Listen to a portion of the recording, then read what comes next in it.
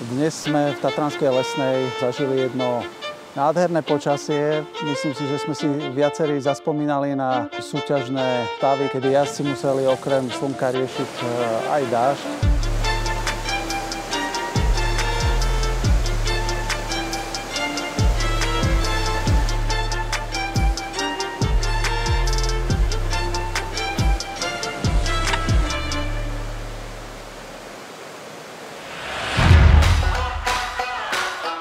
Z vlastnej skúsenosti viem, že kamene, ktoré sú tu v Tatranskej lesnej, sú jedny z najšmyklavejších na svete. A to dnes sa ukázalo v tom najjasnejšom svetle.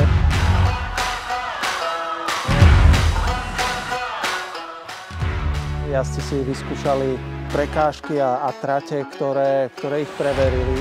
A viacerí padli a viacerí okusili aj tvrdosť tatranskej prírody a kameňov a niektorí sa aj vykúpali v Studenovodskom potoku.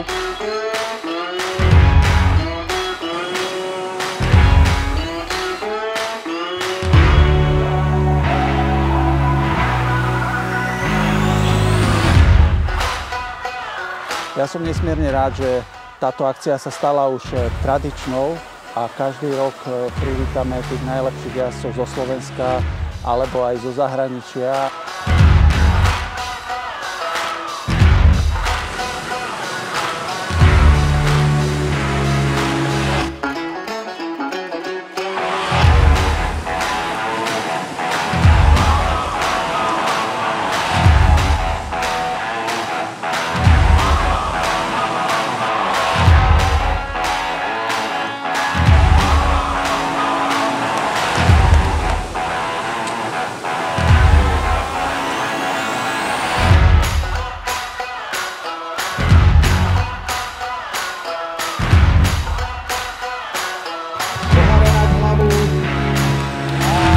Super.